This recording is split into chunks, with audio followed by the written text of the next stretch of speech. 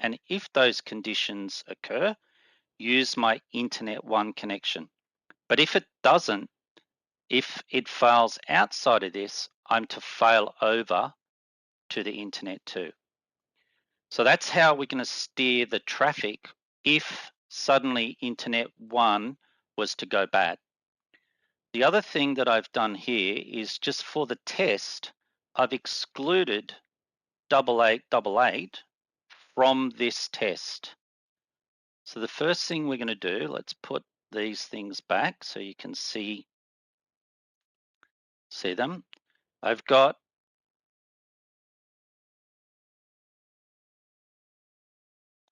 a ping, which is to Google 8888, and you can see it's responding around that 20 to 30 milliseconds.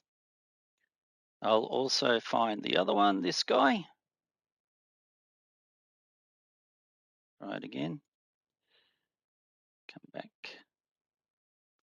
Can't get that up for some reason. There we go. So I found one of the WebEx servers that was responding to ping, and I'm just pinging that. So you should see that they're very similar in terms of milliseconds. So that's how long, for those that are not technical, how long it's taking for my computer to send a packet or a piece of data to those endpoints and back, and my computer is measuring the response time. So 20 to 28 to 30 milliseconds.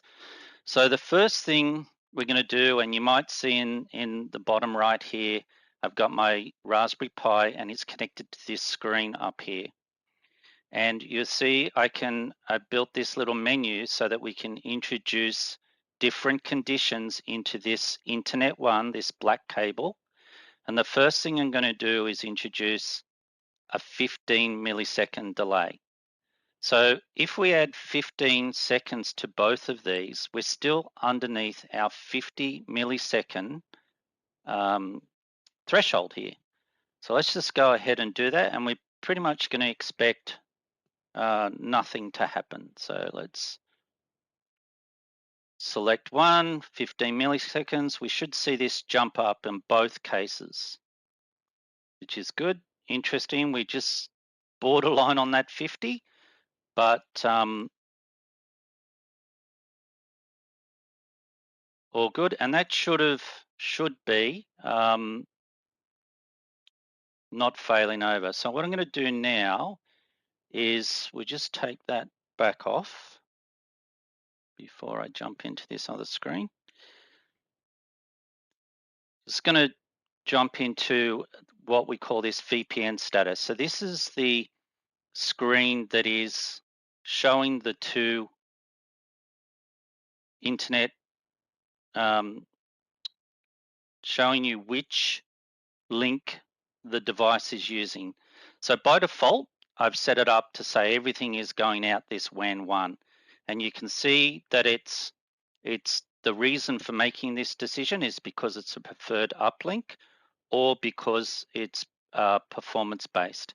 Now what we're going to do now is we're going to make this Internet 1 down here. If you can see this, it says 200 millisecond delay and 10% packet loss.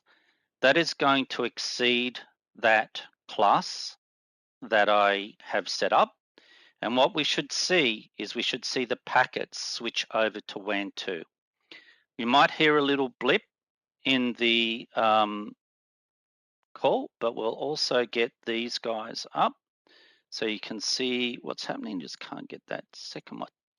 Okay, so we're set up ready for our test. We've got 888, and you might remember I called out earlier that I've excluded this one from using the VPN. So it's going to continue and it's going to stay on Internet 1. So I'm going to expect that this will go up to 220 milliseconds when I add the additional 200.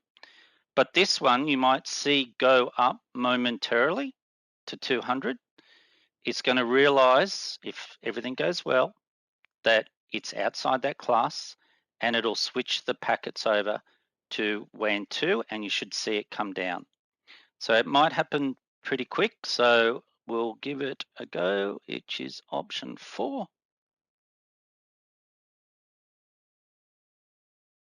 So you can see on both sides, we have the 200 milliseconds. We had 3 pings that were at 200, and hopefully I'm still connected. Can someone talk back to me? You are still here, Jeff. Yeah. Yes, we Yeah. can. You're audible. Not even an audio glitch. Awesome.